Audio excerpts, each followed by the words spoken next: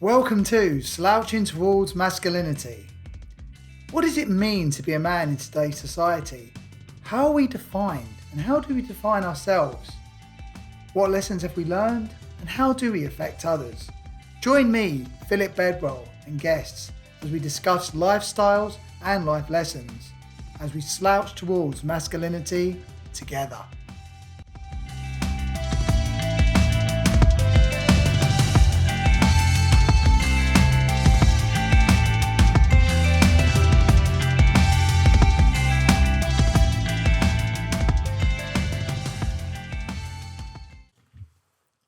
Hello there, and welcome to episode 2 of Slouching Towards Masculinity.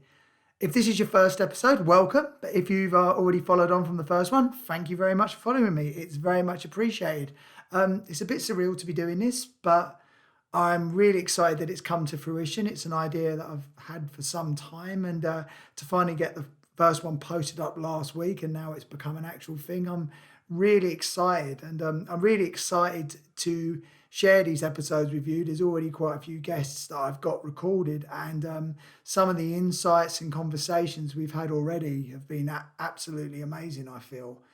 I think for me, one of the most exciting things is I get to talk to people I know and I've known for some time, and suddenly we're going beyond the usual conversations. And yeah, it's just really good to be exchanging those ideas and thoughts and opinions. And yeah, really nice to hear and understand different sides of people that I know, which then informs my own understanding about myself as well. So yeah, it's really exciting. I hope you enjoy them. Sort of any questions or anything, please, or any sort of comments, please just always drop me a message as well. So yeah, this leads me on to today's guest, Ben Sohawon. I've known Ben for about 8 years now. Again, he's another wrestling link. We met at a wrestling show that used to be going around called SAS Wrestling. We got on quite well, as much as you can at wrestling shows, but it's always quite rushed backstage. But I always found him very insightful, very intellectual, looking at the bigger picture about things and wanting to be educated more and having a greater understanding. Recently, we got back into contact again. Ben's now an agent. He was looking for someone for an advert that was going up. I applied for it. Unfortunately, didn't get it, but got talking to Ben again and really got struck by some of the conversations we were having. It's really feels like going under the learning tree with Ben, and he's, like I say, very intellectual, very, very opinionated, but in ways that I really like to listen to, and I really sort of glean a lot of information from it, so it's really enjoyable. So when I decided to make this podcast a reality, he was always going to be one of the first guests I got on. So yeah, introducing Ben today. It's a wonderful conversation. We cover quite a few things: socialism, the differences between Western and Eastern masculinity, and quite a few other topics beside. Before we get into it, though, one small trigger warning. There is one mention of rape during the podcast, but it's only a very short one. It's just to make a point as well. So, yeah, please be aware of that. It's towards the end of the conversation. But apart from that, no swearing. Everything is very much above board. And like I say, it's a really insightful conversation and left me with a lot of new ideas and thoughts to ruminate on afterwards. So yeah, wonderful. Hope you enjoy it, and I will see you next week. Thank you. Welcome to Slouching Towards Masculinity. Thanks, man. It's great to be. It's great to be here. So it's good to be on. Brilliant. And yeah, I'm going to try and stop sounding like a radio DJ very, very quickly. So that's all good. Before you come on, we've got like a wealth of stuff we want to get through. So. Yeah. Really, I mean, I'd like you to say you take it from here, and I'm just going to listen to a lot of it, mate. I know we were going to talk about like the models of masculinity and models of politics, how that sort of balances and sort of like almost matches up with some models of masculinity as well, and your studies of Asian masculinity as well. Yeah. I mean, I should point out you do not want to give me a black check when it comes to talking, because I will talk the ear off anyone. But no, I mean, in the context of what we, masculinity, there's a few things. I mean, obviously, because I first came to the subject when I was doing my master's, because I was doing Japanese cultural studies and Japanese creative industries and cultural studies, sorry. And a big part of that was discussing East Asian masculinities, how they appear in the media, how they're sort of portrayed within cultural sort of contexts. But and that obviously dovetails out to a wider discussion of masculinity, especially as so much of it I was able to relate to me. And because I mean, I dare say it's probably an issue that every guy has had to go through at some point. Who am I? What am I? Where is my place in this world? What are the models of masculine? What kind of guy am I? And usually we've got like a range of models that we're sold, rather than told you just construct your own, and that's it. That's all you need. So we're given like a load of package deals. Are you a greaser? Are you a mod? Are you a bad boy? Are you a gentleman? Are you all sorts of different models? But and Well, course, I'd say that sort of like, and that sort of like ties into my sort of knowledge of like hegemonic masculinity, when you've got a tradition and like an order that's sort of already you're introduced to into society, and sort of what's expected of you as well. What calls a man. Yeah, no, you're absolutely right, and especially as we're, and I'll tie this. We'll bring this to the political discussion later on. It kind of ties into what sort of man you're expected to be in order to, one, contribute to society, or two, lead society, or three, just be successful in society, and what you're responsible for, what you have to own up for, what your relationships are with other people and institutions and concepts. These are all, these models are defined in so many different ways. So you're absolutely right about the hegemonic aspect of it, for certain. In terms of, I mean, just to bring it to the personal side of things, was like I say, I went through the same thing that everybody else, that nearly every other guy has probably been through, and which is figuring out who I am, and especially as I grew up in a primary school, firstly in primary and later on in secondary, with this idea of when you're growing up, they say call you brain box, like it's or boffin, like it's an insult. Yes. And the kind of culture you grow up, what we call an ideascape, like or a mediascape, a landscape of messages. This is the cultural studies side of me coming out. Apologies. No, not at all. But like there was a cultural studies writer called Appadurai who came up with this concept of scapes. So you have a mediascape, an ideascape, a financescape. These are all landscapes, conceptual landscapes that are made up of the concept you're talking about. So a financescape is a landscape of the economy of various sections of society, the economies, and then you have the ethnoscape, i.e. the ethnic makeup, but then you have the mediascape and ideascape, and the mediascape and ideascapes are usually not interchangeable, but they're interconnected, because they're formed of landscapes of images and messages and concepts that tell you what things are. I mean, culture in its essence is, this is why it ties to masculinity. Culture is, in its very basic essence, in terms of academic definition, culture is the signification or the creation of meaning. What means something to people? Yes. How you make something mean something to someone, and then how you tell them, and then how you use that meaning to convey a message. So, very quick example, not to go too far. Why does a rich man buy a Ferrari and not a Rolls Royce? It's because of what those brands mean to them, in terms of the lifestyle they convey, the image they want to portray of themselves. So it's the same with masculinity. There are certain signifiers of masculinity, i.e., like, for example, you could have like Zorro, that Latin American masculinity, slightly feminine but still masculine, the overpowering machismo, the martial prowess, but also the gentle poetry, and the rose and the delicate treatment of women, etc. Almost like a knight. Or you could have like the bad boy biker who's just pure, filth and rage and rides a motorbike and drugs and catches places and lives, only by his own rules.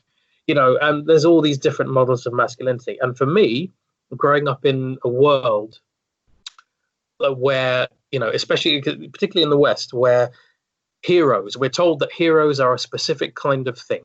They're physical beings, martial prowess. And this is continued into the modern era with sports people.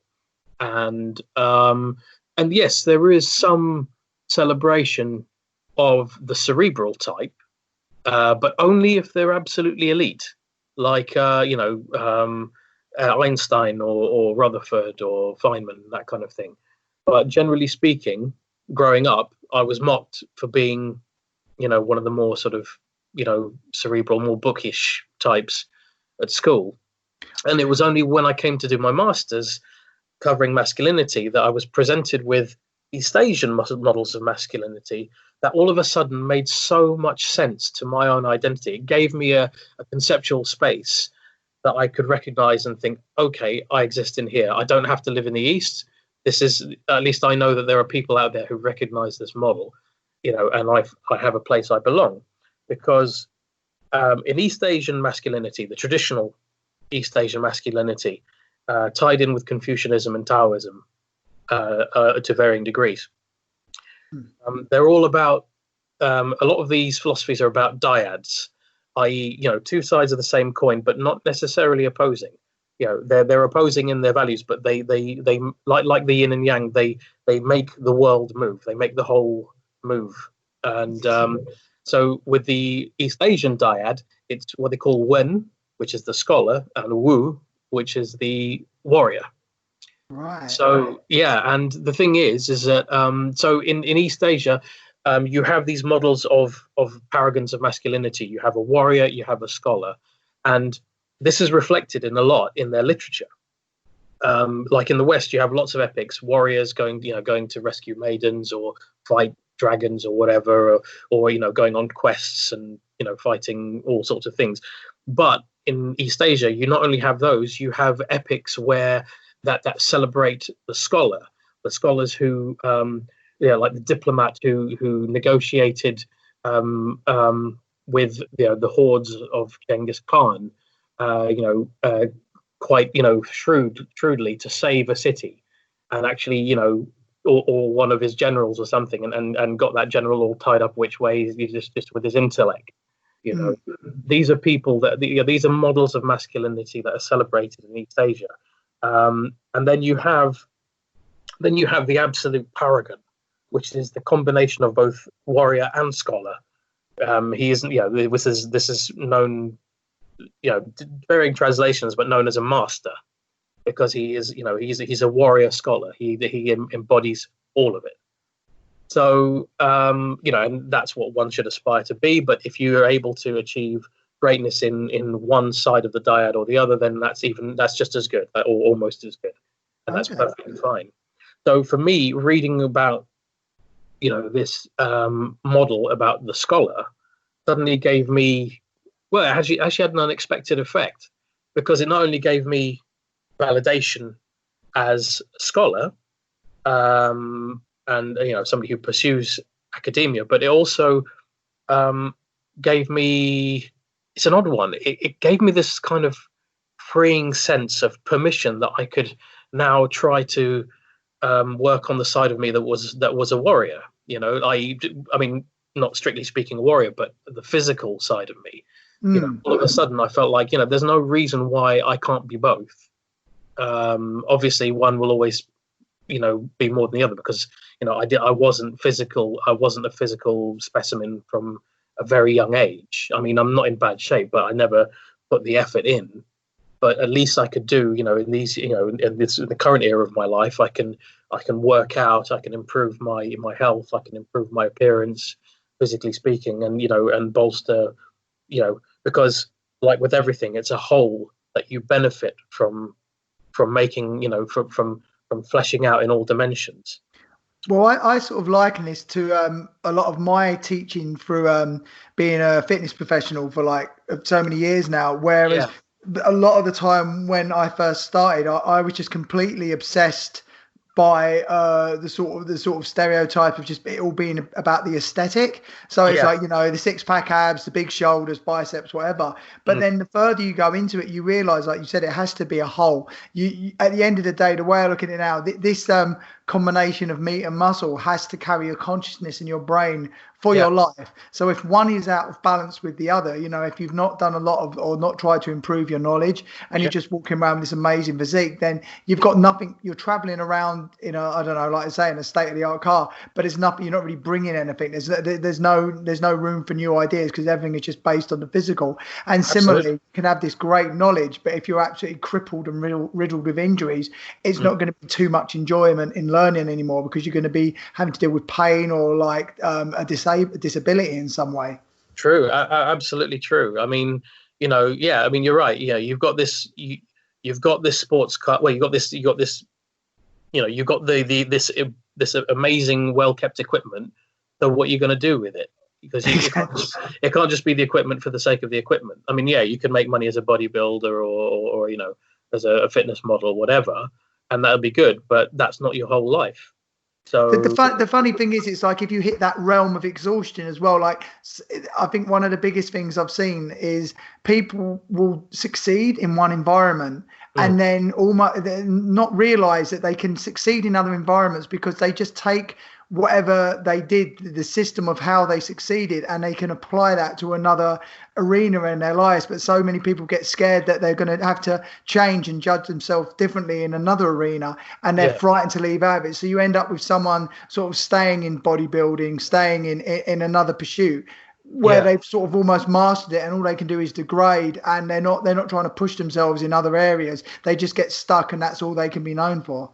Yeah, that's it. And that is a shame because I remember, like, I think from you and my days in wrestling, working with you guys, you and the other guys, talking with you guys about like the sports science behind it all. I mean, I remember getting advice from like Dave Mastiff about work your legs because it produces growth hormone and it benefits your body on the entire, looking at the body as an interconnecting machine that benefits from where you do things that will unexpectedly benefit you in other areas. It's very much how do you call it, it's very much almost like an analogy for just life in general.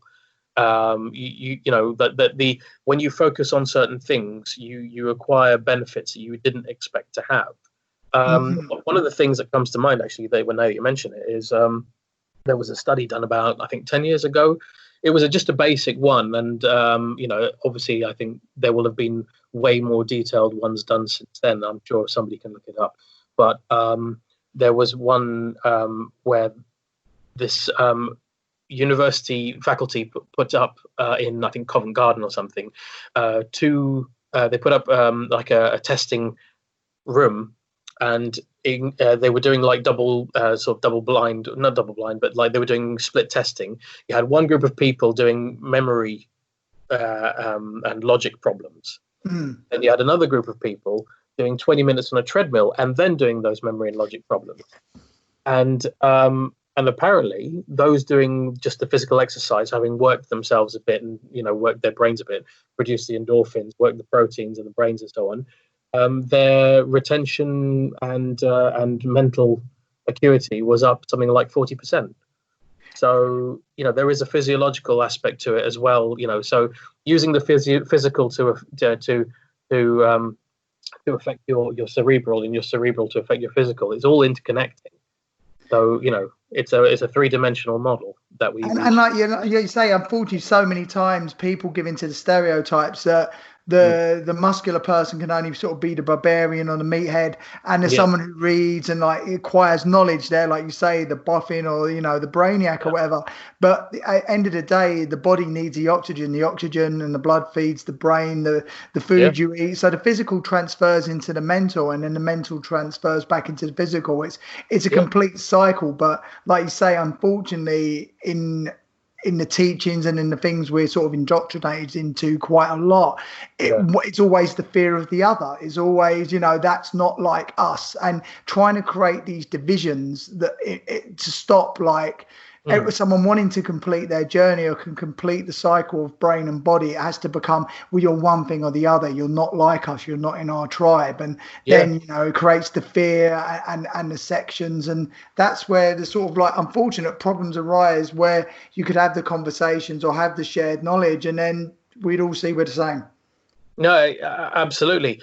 I mean, you bring to mind, actually, when you talk about, say, this, demonization of the other, that we've all heard it before. We'll all have grown up hearing or seeing it, in media, or reading about it or hearing about it. Just that a man who shows himself to be intelligent, or have it, or at least to have an interest in things like literature, poetry, art, that kind of thing, and this also leads into a further dovetail.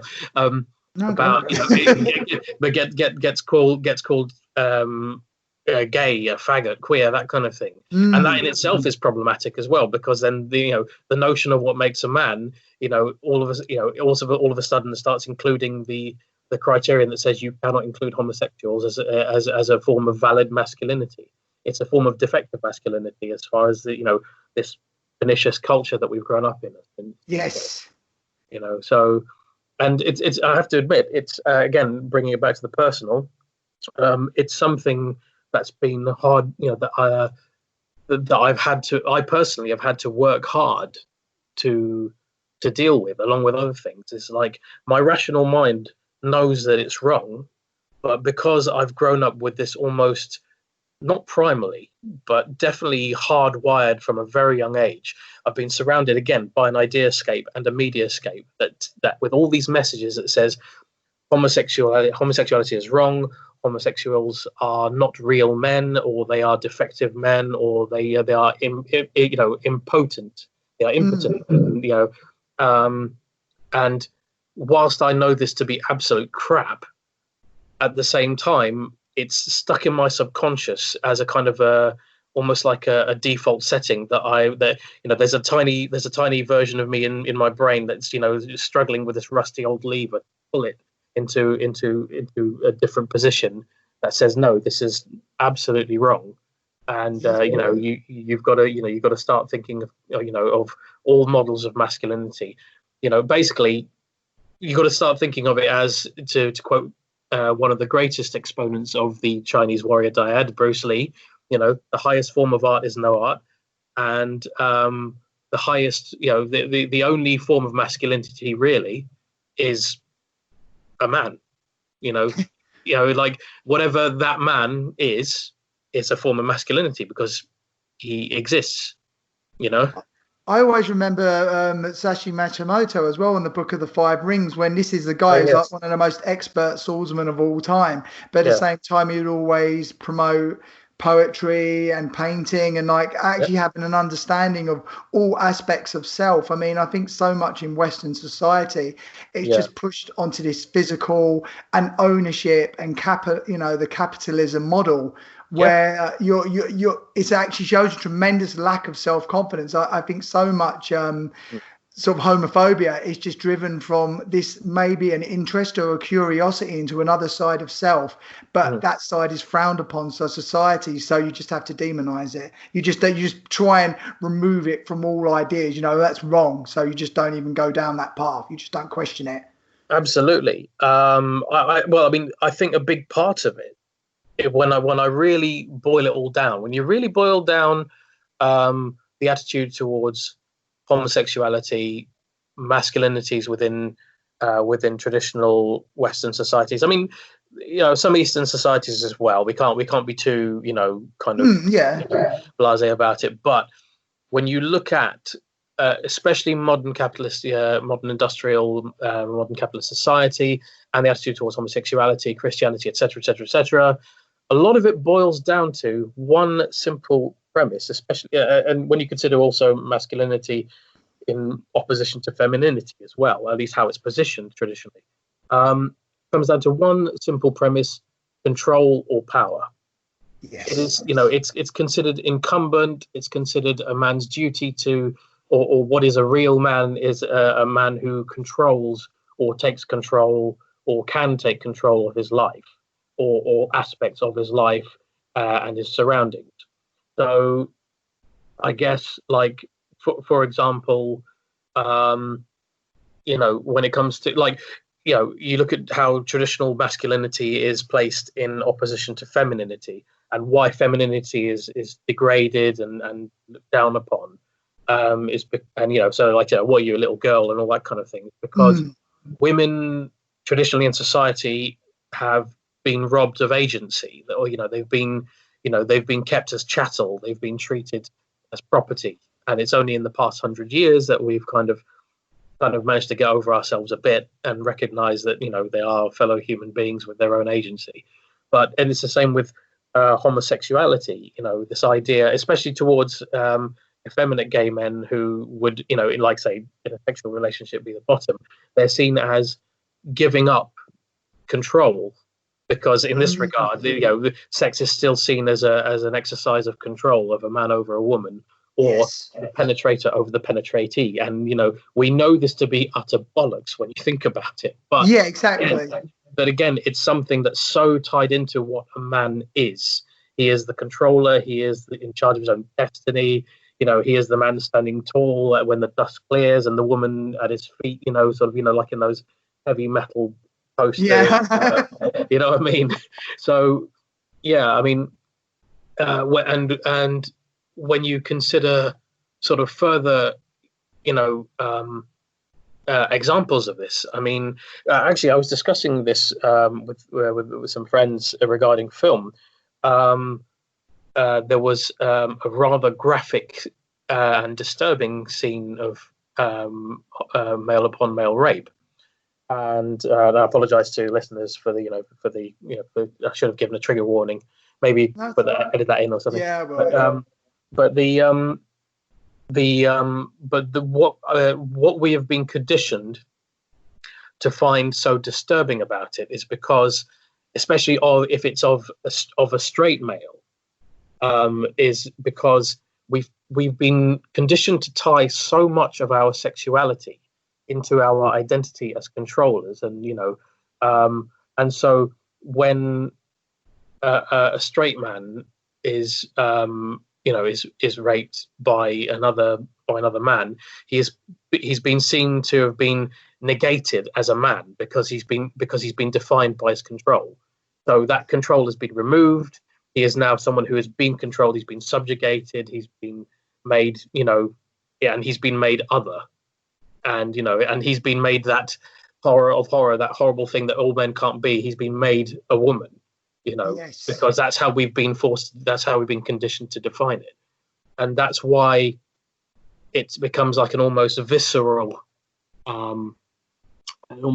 reaction that we find this so disturbing. So and like I say, you look at again. So we tie this into the political side of things. What a man is seen to be within a society that requires a man to dominate, that requires a man to, that gives men privilege and gives men the power. So the funny thing is, it is at the power, but it's almost at the power at the behest of others. So someone else has to be crushed so they can be to the top. And it's very much gives him over to the idea of the patriarchy. And like you say, it has to be an ownership and a control, as opposed to like an order that's been assembled naturally. There always has to be a taking of something or a dominance over something. Absolutely. And you look at, there are so many examples, especially in the modern world. I remember there was that economist, I think it was, he was doing a study of Donald Trump's bargaining style. And he was saying, because there are two there are two recognized forms of bargaining, at least in terms of the models of how they work. And one of them is called distributive bargaining, which is what Trump subscribed to. And then I can't remember the title of the other one, but the other one was basically, it's a recognition that when you negotiate, you can come out with a deal that benefits both of you. Whereas the former, the distributive bargaining, it's basically, he reckons that that's all Trump understands, is basically that there must be a winner and a loser. That the benefits must be distributed to one. It has to be seen as a conflict or a battle in which one person comes out the better. And this is something that we're always expected to laud.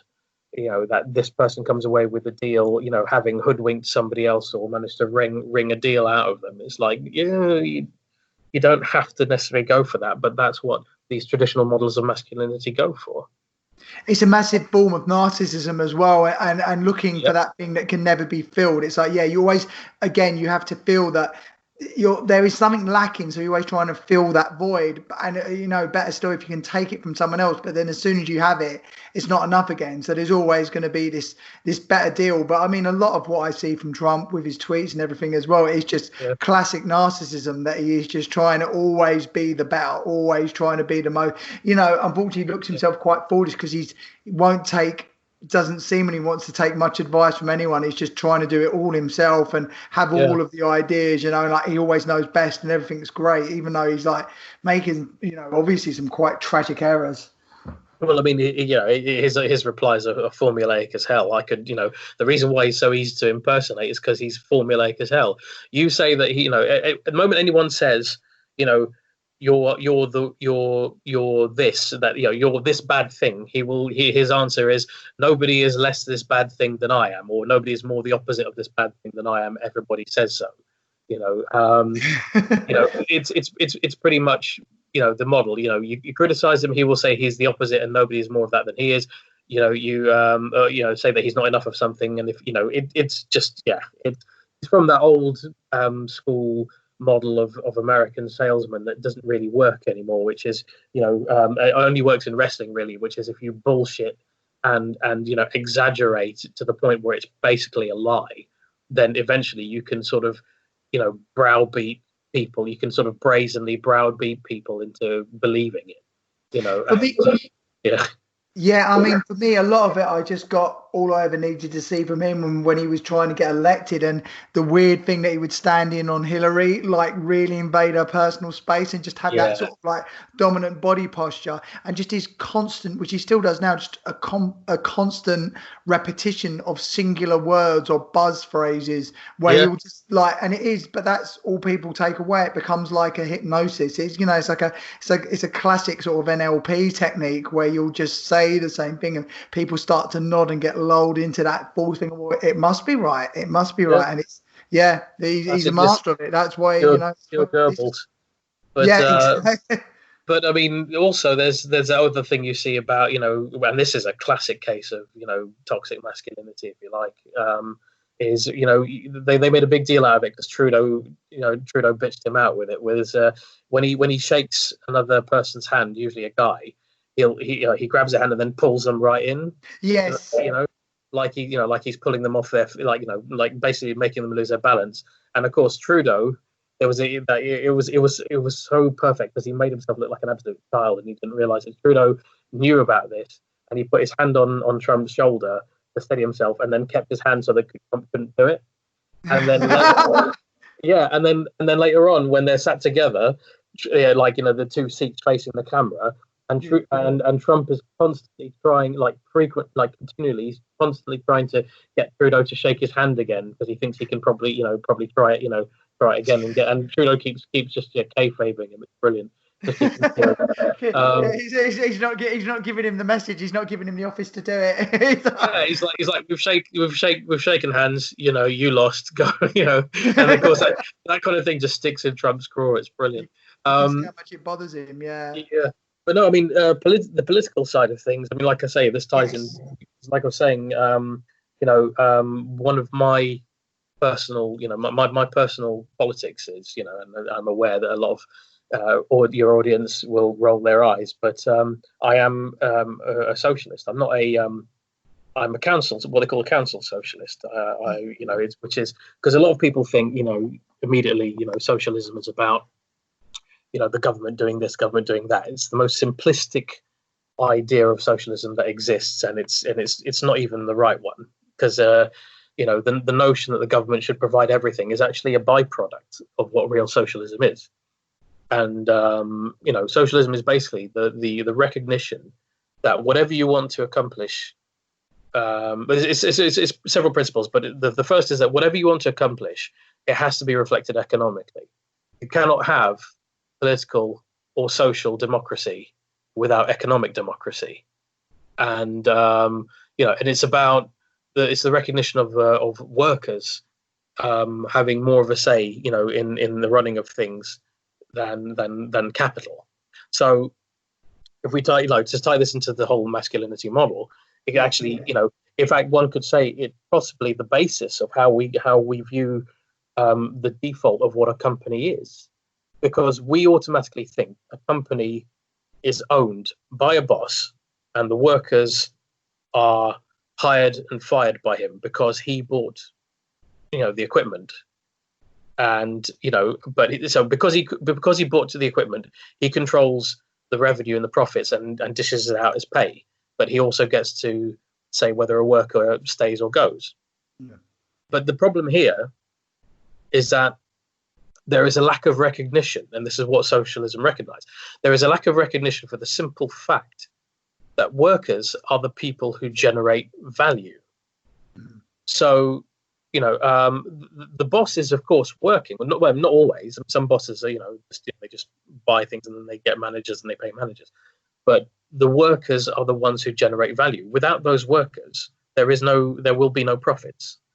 So it's like saying, a fire, when you have a fire, it's necessary to have fire. Sure, but you also need coal. Or rather, if we say the capital is coal, fine, yeah, coal will burn, but you need fire, and you need fire to grow, to generate the heat. They don't work without each other. So it's the recognition that when you have companies, they should really be cooperatives, because sure, supplying capital is important. A company needs resources, but what also needs to be recognized is that workers generate value. So the reason why I say it ties into the whole traditional model of masculinity is the idea that somebody needs to be in control, somebody needs to be the boss, and bear in mind that, the traditional models of building companies were, built in patriarchal societies in the Middle Ages. The traditional model of capitalism is based on, basically any system that arises in any model of anything that arises within capitalism will be a capitalist model. So these models of masculinity we have are capitalist models of masculinity. So, the model of a worker, the model of a boss, the model of a consumer, these are all based along, capitalist lines, and how marketers and industrialists and corporatists segmented their markets to say, we will sell this, these are the kind of men we will sell to, these are the kind of women we will sell to, and we will charge, you look at, say, for example, how women's products like razors, for example, they're no different from men's razors, but they're almost, I think they're something like 50% more expensive. Yes. There's no reason for that except, this is how women's razors have been marketed. Well, and the thing is as well, what you're saying about the capitalist society, again, it's always it's creating a need, but the need will never be fulfilled. It's like you're always having to market something that, if I just get this, I'll be complete. If I just get this next thing, then that will complete me. But it's not really. It's putting you on an unending spiral of just needing to earn money to buy the thing, to try and earn some more money to buy the thing, and it doesn't really work because you're never completing the self. But the other, because the corollary to that is, of course, is that these things that you buy, these are all signifiers of your masculinity. Yes. These are signifiers of your earning ability, because they signify your ability to, because ultimately speaking, money is the medium of control. It's maybe not the medium. Money is the substrate of control. It's the way people exercise power. It's one of the avenues, but it's the main way people exercise power in this modern day. 100%. So if money is the stuff of power, then anything that shows how much you earn, anything that shows your earning ability, shows how much power you have, and thus contributes to your masculinity. Hence why you have the like I say, the whole thing about the man being the breadwinner and the owner of the house. And it's also why, for example, one could argue it's one of the reasons why Christianity and all these other religions lambast prostitutes so much, because when you think about it, in those days, and in any time, prostitution, female prostitutes, it's one of the few times, or at least one of the few times in those eras, when a woman could be financially independent, didn't need a man. Mm-hmm. And the notion that a woman could be independent, and not need a man to survive was anathema. Yeah. So because it was a masculine trait, earning your own money, only men should have that power. Also, as well, it's a wonderful, we're talking about control so much, it is a wonderful measure of control, because it puts the fear, unfortunately, we're talking about earning money, but the other big problem with mortgages or overspending on stuff is actually having debt. And debt is an instant way to tie people in, to be fearful of their jobs, to avoid rocking the boat, to doing everything that their bosses ask them to do, any work, even though it might affect other areas of their life, just simply so they won't lose the paycheck. They're beholden to the paycheck. It's not like we're all earning money and just getting to spend it for enjoyment. So many people I know are completely like in debt up to their eyeballs, or all their extra money's tied up, so they are stuck in that job, and they're stuck in that point, and that's how they are basically controlled. Well, when you've got a society leveraged on debt, when you've got an economy leveraged on debt, this is always going to be the issue. Somebody has to lose in order for somebody to win.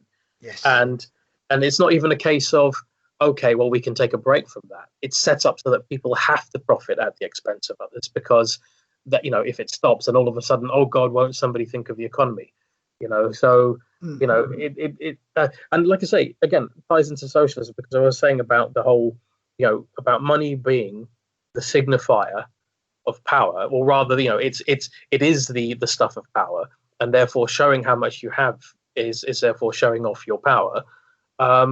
It's the same with, like, say, models of companies, that you have a boss who has, controls all the money, he has all the power.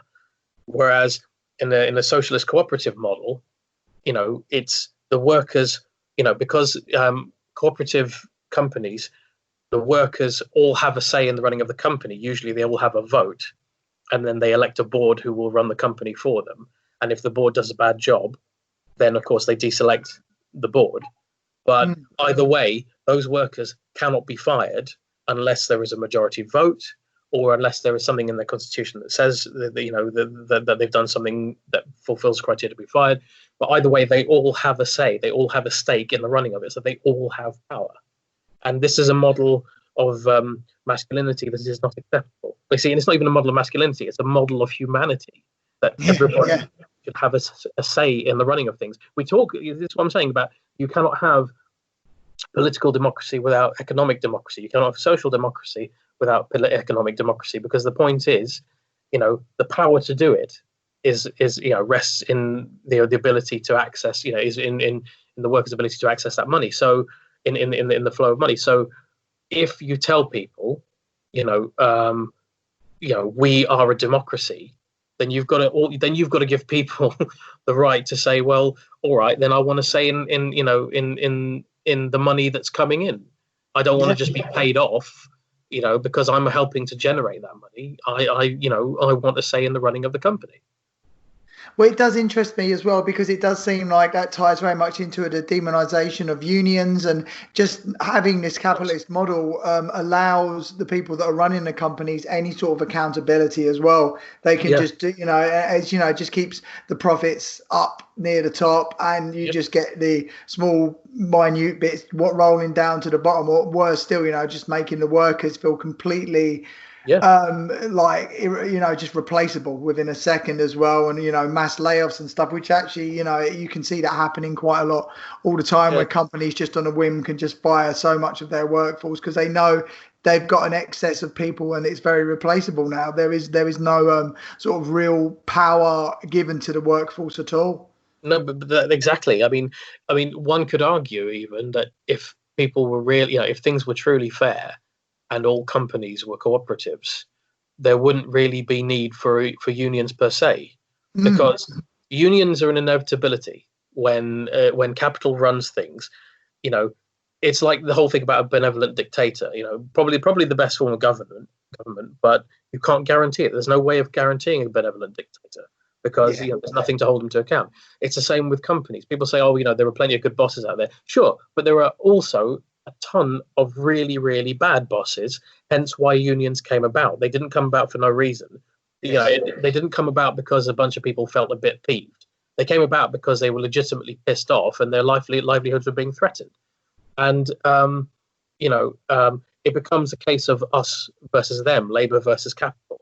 With cooperatives, us is them. So it becomes you have worker meetings. Management are also recognized as workers, and it becomes an equal floor where everybody discusses what's going on, and they can come to an agreement because they've all got a stake in the company. It's all in their interest to get it sorted. So it, like I say, it's a model. I mean, one could argue maybe that it's not necessarily tied, strictly speaking, to masculinity, but I would argue that, like with so many things, I mean, who knows what came first, chicken or egg? Maybe the masculinity, the traditional patriarchal masculinity of control came about because capitalist society said somebody must be in control. That somebody, because of warrior societies that installed kings who killed somebody else and took control of a place or whatever. Or did that masculinity inform the way our society was formed because males dominated and thus said, well, this is how we are, so therefore we will make our society like this. It's difficult to know which came first, but I do think that the structures that we give our companies in a capitalist model that we make, these are based on that notion of complete and utter control of one section.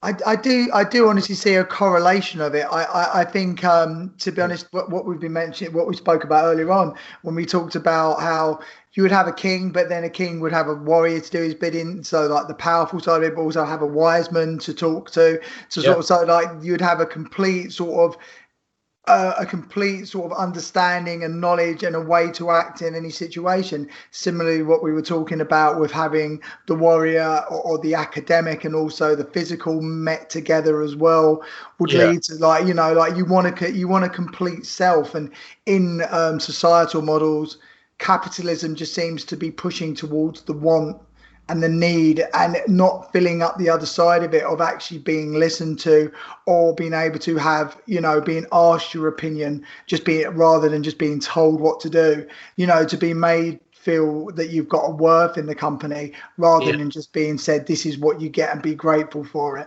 Exactly. It like I say, it comes down to, and hence why, you've always got people, aspiring to be big businessmen, etc., or that level of successful, because they see it as, well, this is the control I will have over my life, and I will be a big man. Like Peter Gabriel sang, I will be a big man in a big house, and I will walk through the front door. But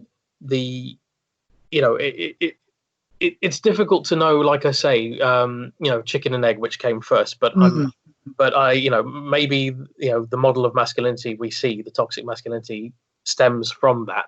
But ultimately speaking, I guess when you really boil it down, in terms of actual application of what we know, in terms of actually trying to change this and make it more equitable, I guess one could say it doesn't really matter where it started as long as it ends somewhere good. But I think once you know how it starts, then it makes it easy. It makes the job easier. I think if we just see the destination of where it's got to us now, it would be good. I think we're due some course correction, really, to be quite honest with you. And hopefully, people are having these discussions now, and things will change course a little bit. Absolutely. Because I mean, it all comes down to, like I say, this notion of control. I believe, like it's the most fundamental essence. I mean, I can't remember who said it, but I 100% agree that when you think about it, every single war there has ever been has been about power. Yes. Of some form or another. It hasn't. I mean, some people say, "Oh, religion's the cause of every war." No, religion was simply, at the time, as money is now, the stuff of power. Religion was the stuff of power back then, or control of land and resources was the stuff of power back then. Ideology was the stuff of power at one point. So, every single war, when you really think about it, it was about the exercise of power of one side trying to take power or protect power from another. So I don't. I'm not one of those people who believes, turn it over to women and they'll be doing, there'll be nothing wrong. I do think they'll do a better job, quite frankly, but I don't think. But they're still human beings at the end of the day, and as we know, human beings are wankers. So we just gotta hope that the female side of the population are a bit less wankerish than we are, because they're not driven by this need for control of everything. I do agree. I think it's about turning it over, or definitely at least trying to find that balance in society, and also that balance in self as well. Yeah, I mean, go on. No, go on, please. It was just basically, how do we address, this? Like, if people were to truly address the notion of toxic masculinity from within rather than from outside. We all know, when we talk about it from outside, we all know what, we talk about, like, how it affects people in a negative way. So we talk about, why you shouldn't do this, why, because it hurts women, it hurts, children, etc. But to talk about it from within, i.e. addressing this need that we've been conditioned to have, to desire control, this need for control. So then you've got to think, well, we've got to propose an alternative, or at least a different way of looking at it. So what is an alternative to desiring this control? Is it to simply reject that we need this kind of control? Is it to recognize that the control that we're being offered when we try to go for it is an illusion? Or is it simply that that we don't really need it, because ultimately speaking, nobody has their shit together, and that we really shouldn't be bothering trying to take control in that way. We just try to get on with our own lives and try to make the people around us as happy as possible, and they will do the same for us. It's difficult to say. There's so many different ways of looking at it. That's a hell of a thought, Ben. Well, listen, mate. Thank you so much for coming on today. I really do appreciate it. I think there's a lot more we could talk about, and if it's all right with you, I'd like you to come back on at some point as well. Oh man, it would be my pleasure. I don't know if it'd be the audience's pleasure, but it'd be my pleasure. But, listen, I loved it, mate. I really, really appreciate it. So, I will. Thank you once again. Is there anywhere that people can get hold of you, or do you just want to just leave it at this? And is there anything you want to put out there? I'll wait to see what the reaction's like. If I'm not if I'm not lynched in 3 days, I might say. I'll stay anonymous on this one, and then we'll see what the reaction is, and then we'll get you back in. All right. For sure, most def. Yeah. Right. I'll speak to you in a minute. All right. Take care. Take care, man. Bye.